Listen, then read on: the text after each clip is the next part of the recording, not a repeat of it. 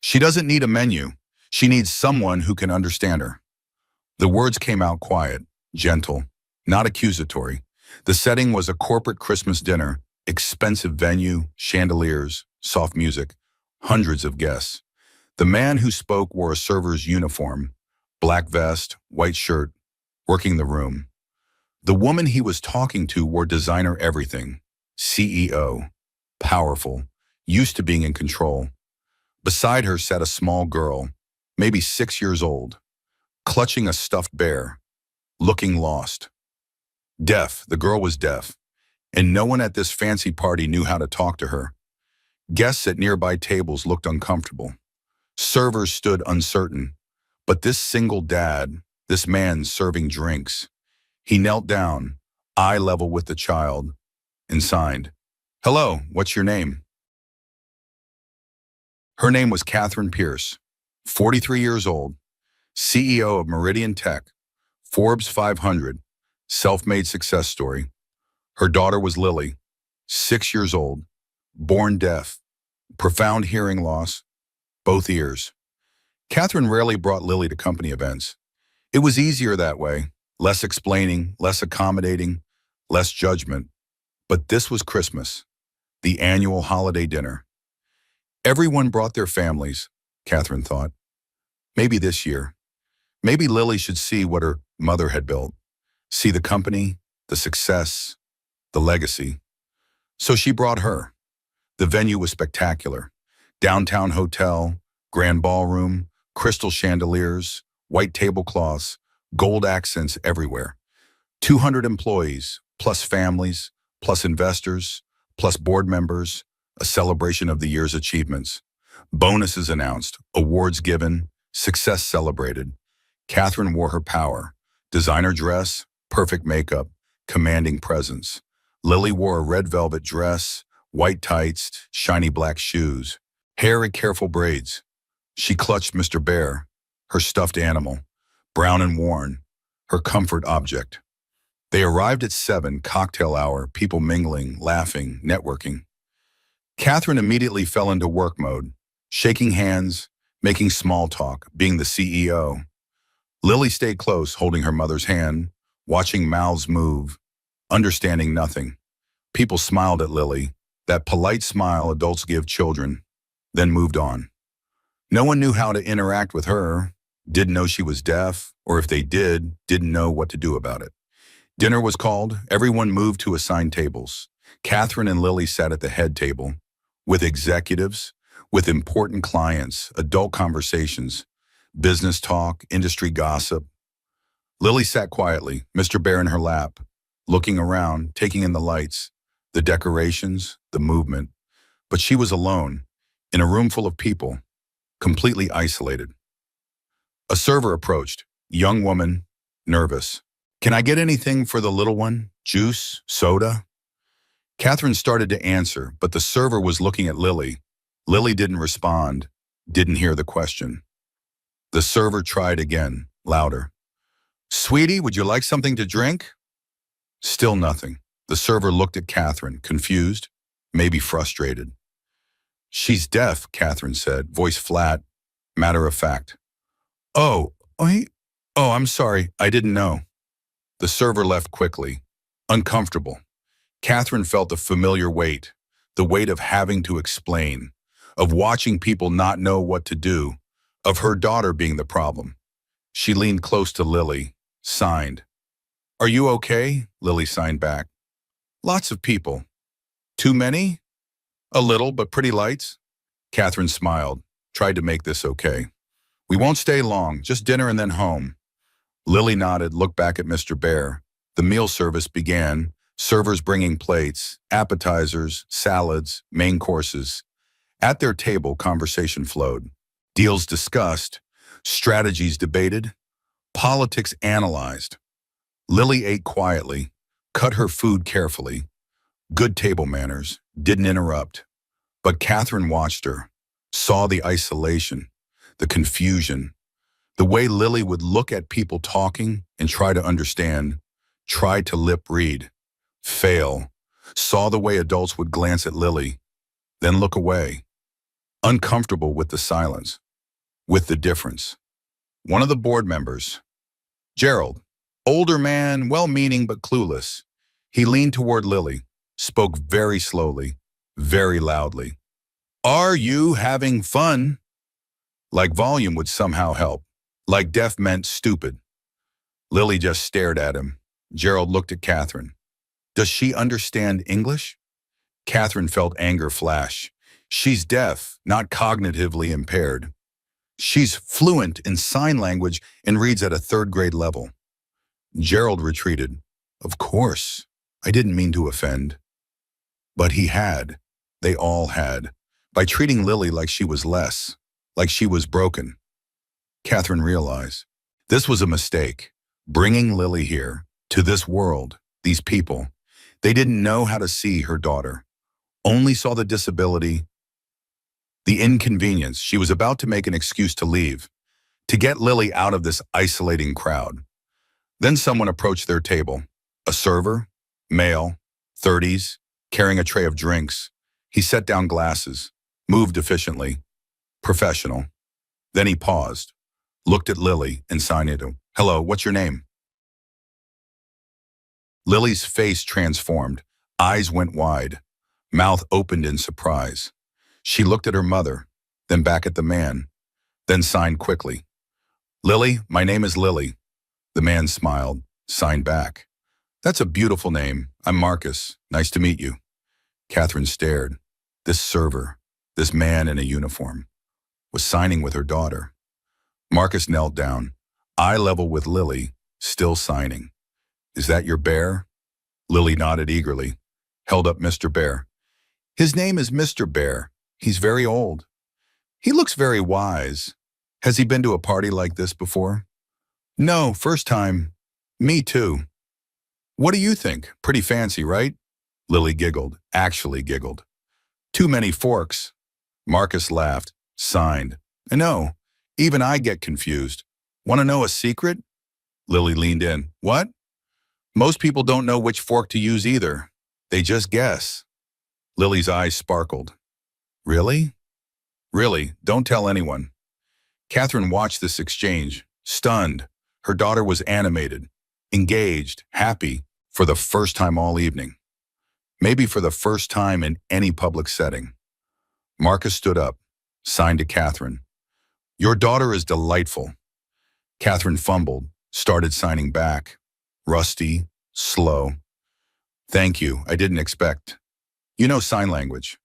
I do. My son is deaf, 8 years old. Understanding flooded Catherine's face. You have a deaf child. Marcus nodded. So I learned. Had to.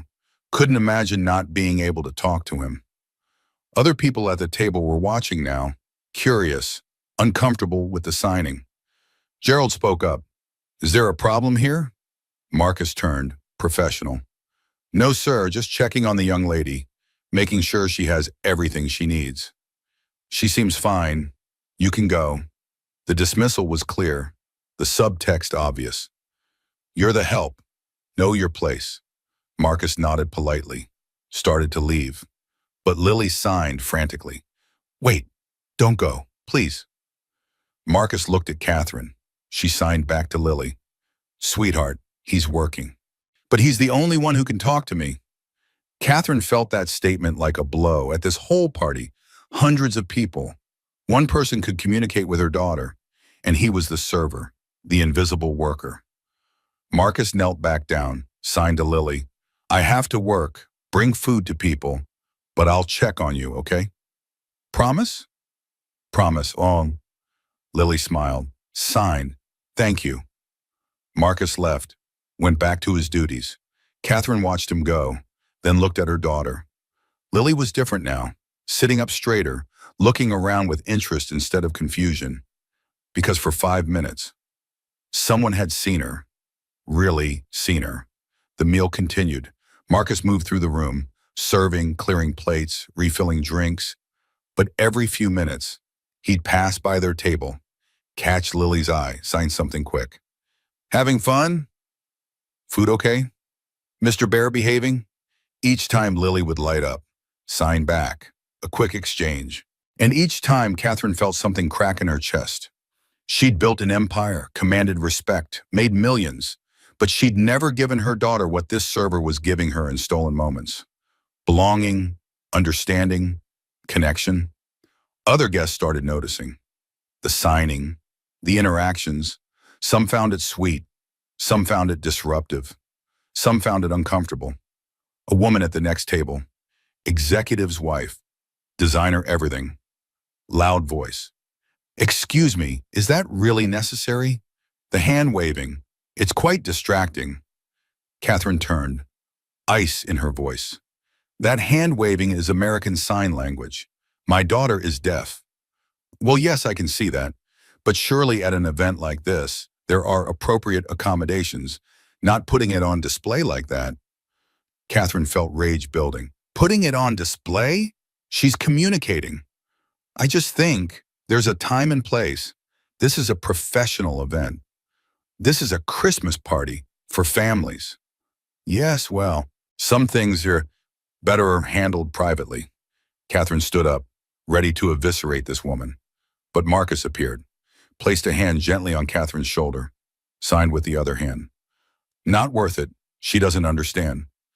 Catherine looked at him, this calm man, this server who'd shown more grace in 10 minutes than these executives had in years. He signed again.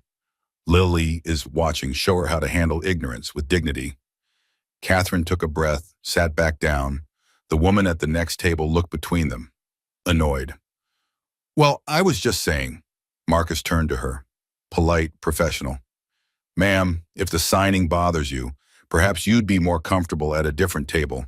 I'd be happy to have someone move you." The woman sputtered. That's not. You can't speak to me like that."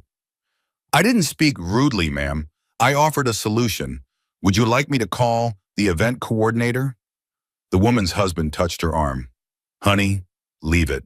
She huffed, turned away, muttered something under her breath. Marcus signed to Catherine. "I'm sorry, some people." Catherine signed back. "You didn't have to do that. She could complain. Get you in trouble." Marcus smiled. "Then I get in trouble. Worth it." He signed to Lily. "You okay?" Lily signed. "That lady was mean." "Yeah, she was. But you know what? Mean people are just sad people who don't know how to be happy." "Is that true?" "Mostly. The good news is you don't have to be like her. You can choose kindness." Lily thought about it, nodded. "I choose kindness." "Good choice." Marcus went back to work.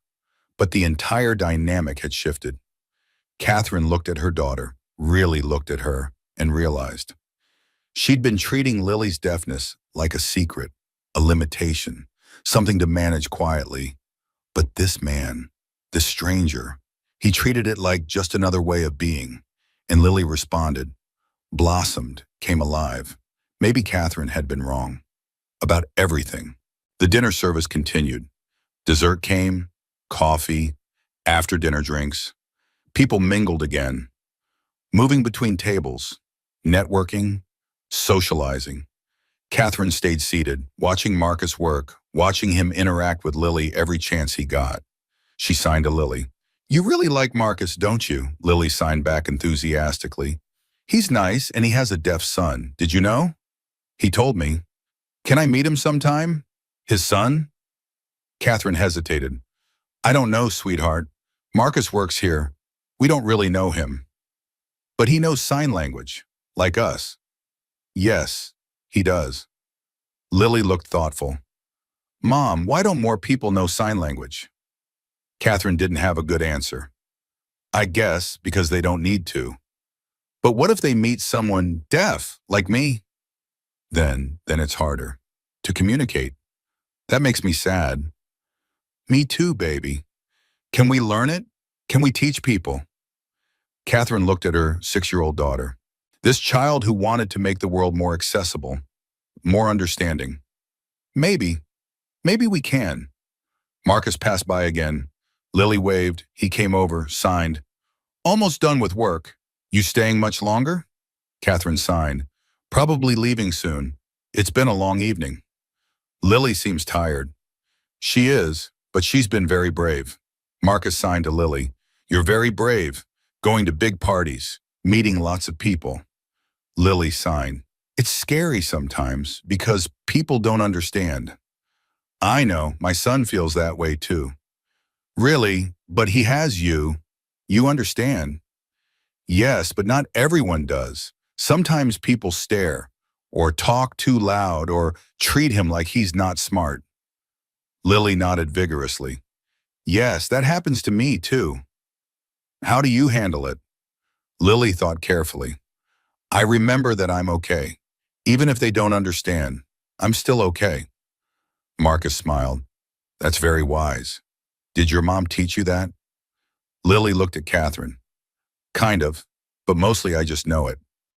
Catherine felt tears threatening, her daughter, carrying this knowledge, this burden. Marcus signed to Catherine. Can I ask you something, professional question? Of course. Your company, Meridian Tech, you do a lot of hiring, right? Yes, we're always hiring. Do you have accessibility programs for deaf employees? Catherine paused, thought about it. We have standard accommodations for disabilities. Like what? Catherine realized she didn't actually know. I'd have to ask HR.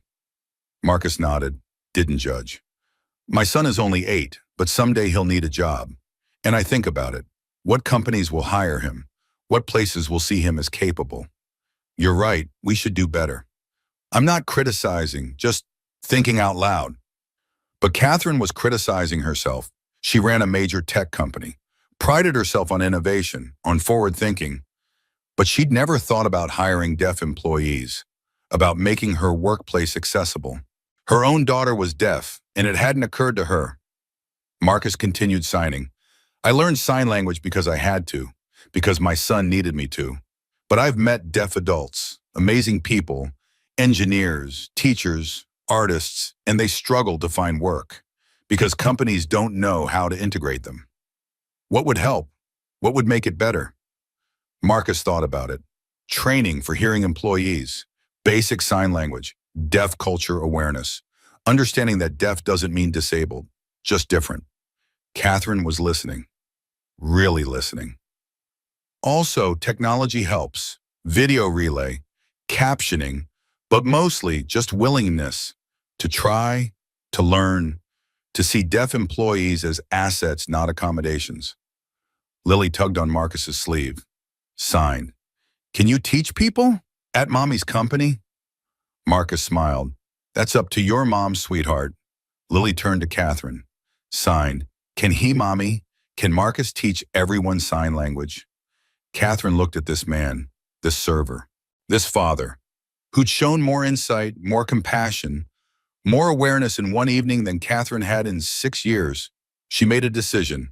Signed to Marcus. Are you free tomorrow? During business hours? Marcus looked surprised. I work double shifts this week, but I could maybe take a break. Why? I want you to come to my office. Let's talk about this. Seriously.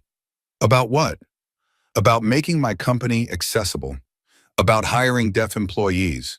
About training programs. Marcus stared at her. You're serious. Completely. You've opened my eyes tonight, shown me what I've been missing. I want to learn more. I want to do better. Ms. Pierce, I'm just a server. I don't have credentials. I'm not a consultant. No, but you have experience. You have a deaf child. You've lived this. That's more valuable than any credential. Marcus was quiet, processing. Catherine continued.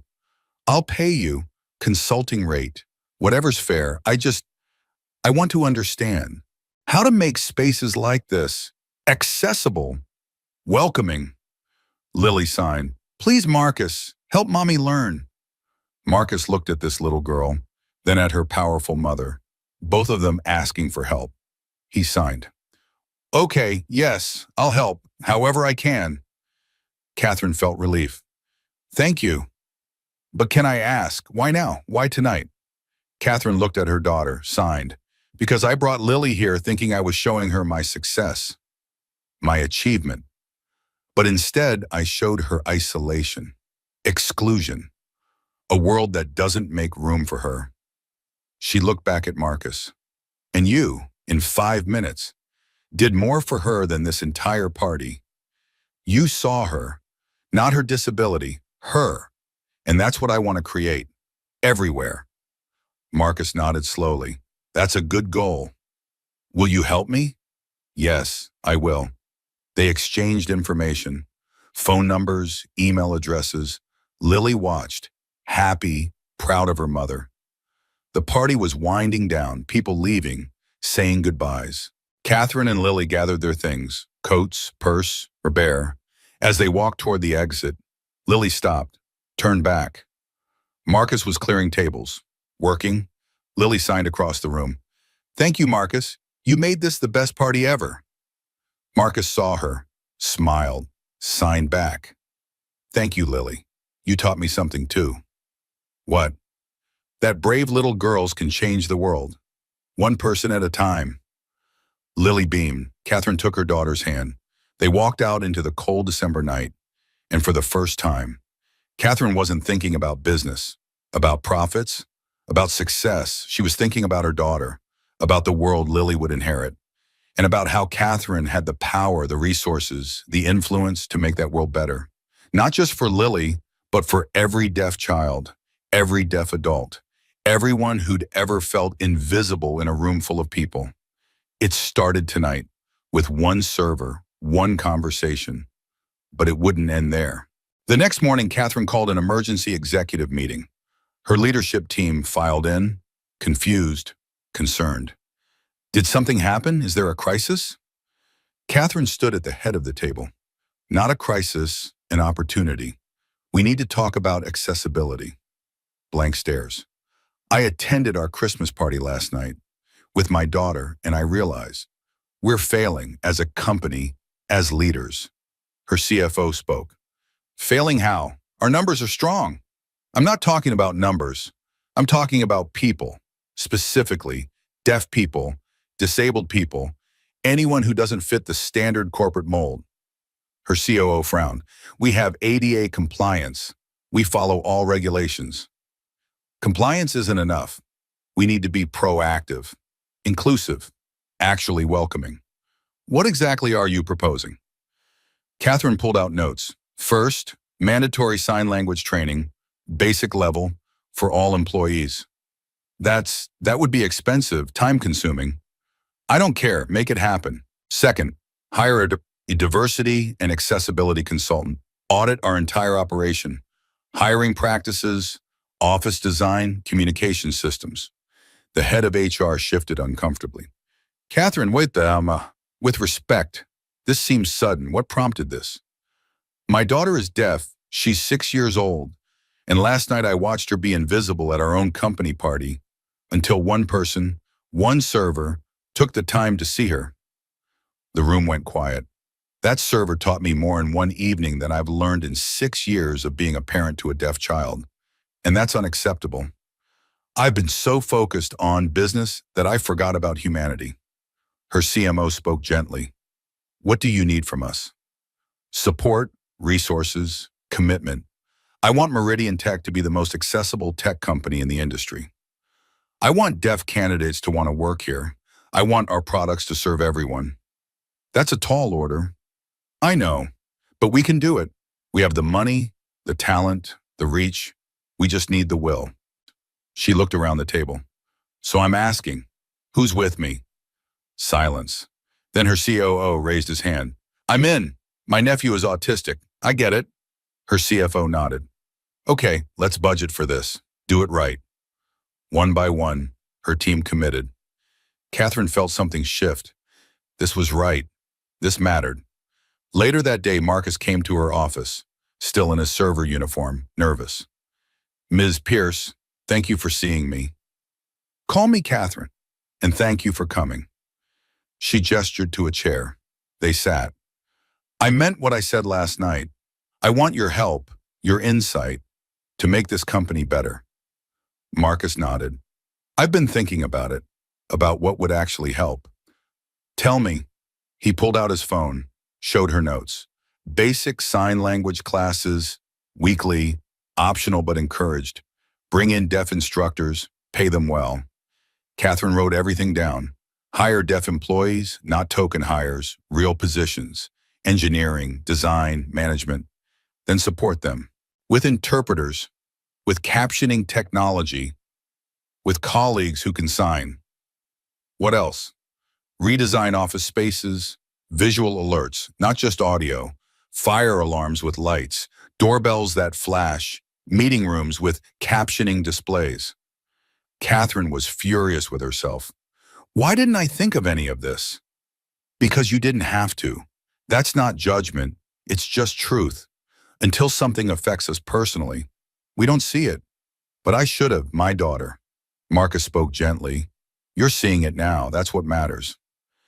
Catherine looked at this man, this single father, working double shifts, raising a deaf son, and still finding time to help. Can I hire you full-time as our accessibility director? Marcus laughed. I'm a server, not an executive. You're a father who'll learn sign language for his son, who sees people others miss. That's exactly what I need. Marcus considered it. What about my current job? We'll pay better, offer benefits, and you'll be changing lives, including your son's. Marcus was quiet, then nodded. Okay, yes, let's do it. Catherine smiled, extended her hand. They shook. When can you start? After the holidays, January 2nd. Perfect. Welcome to Meridian Tech. That evening, Catherine went home.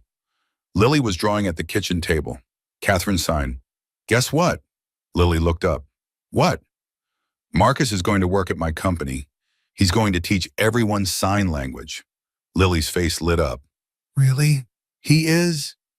Really? Because of you? Because of me? Because you showed me what I was missing, what we all were missing. Lily jumped up, hugged her mother. I'm proud of you, Mommy. Catherine held her daughter. I'm proud of you too, baby. You changed everything. 6 months later, June. Meridian Tech was different, fundamentally changed. Every employee had completed basic sign language training. Some continued to advanced levels. The company had hired 12 deaf employees across all departments. Office spaces were redesigned, visual alerts everywhere, captioning in all meeting rooms. Marcus ran the accessibility department, 3 full-time staff, budget, influence. In Catherine was different too. She brought Lily to work sometimes, let her see what her mother built. But this time, Lily wasn't isolated. Employees signed hello, asked about Mr. Bear, included her in conversations. Lily flourished, confident, seen. One afternoon, Catherine called an all-hands meeting, the whole company, virtual and in person. She stood at the podium, sign language interpreter beside her. 6 months ago, I made a commitment to make this company accessible, inclusive, welcoming to everyone. She gestured to Marcus, standing to the side. Marcus led this effort with wisdom, with patience, with lived experience. People applauded. Marcus signed thank you. But the real credit goes to a 6-year-old girl, my daughter, who taught me that being different isn't being less, it's just being human. Catherine's voice cracked. Lily showed me that I'd built success, but forgotten humanity. I'd achieved power, but lost perspective. She looked at her team. So thank you, all of you, for embracing this change, for learning, for growing, for becoming better. After the meeting, Catherine and Marcus sat in her office. You did it, Marcus signed. Change the culture. Catherine signed back. We did it, together. How's Lily? Thriving. She's made friends with some of the deaf employees. She comes here and feels like she belongs. Marcus smiled. That was the goal. What about your son? How's he? Good, really good. He's excited, knows that when he's older. There are companies like this that will hire him, see his potential. Catherine felt pride, real pride, not about profits, about impact. Thank you, Marcus, for that night, for speaking up. Thank you for listening. Most people don't. That evening, Catherine and Lily sat together on their couch, watching the sunset. Lily signed, Mommy, remember the Christmas party? I do. That was when everything changed, right? Yes, baby. That was when everything changed. Because of Marcus. Because of Marcus. And because of you. Lily thought about it. I didn't do anything. I was just me. Catherine pulled her daughter close. Exactly. You were just you, and that was enough to change the world. Lily smiled, signed, I like our world now, better than before. Me too, sweetheart. Me too. They sat in comfortable silence. No words needed. Just presence, understanding, love. Outside Christmas was months away. But Catherine thought about that party, that moment, when a server knelt down and signed hello. And everything shifted. The best gifts aren't wrapped, aren't expensive, aren't planned. They're moments, connections, people seeing each other, really seeing. That's what Marcus gave them. That's what Lily taught them. That listening doesn't require sound. Understanding doesn't require words. It just requires willingness to try, to learn, to care. And sometimes that's enough to change everything. Here's what I learned from Catherine, Lily, and Marcus. Listening doesn't need sound. Understanding doesn't need words. Connection just needs willingness. Catherine had power, money, success, but she'd forgotten what mattered. Her own daughter felt invisible until a stranger reminded her. Marcus was just a server, but he had what Catherine lacked. Perspective, empathy, the lived experience of loving a deaf child, and Lily, 6 years old, teaching adults about dignity, about belonging, about being seen. Sometimes the people we dismiss, the ones we overlook, they're the ones who can teach us the most, not with credentials, not with titles, but with humanity, with kindness, with the simple act of kneeling down and saying hello in a language that doesn't need sound. If this story touched you, subscribe to Stories of Understanding, because every child deserves to be seen. Every parent deserves support. Every human deserves connection. Subscribe if you believe accessibility isn't accommodation. It's basic humanity. If you believe the quietest voices sometimes teach the loudest lessons. If you believe kindness transcends language. Hit that button. Join us.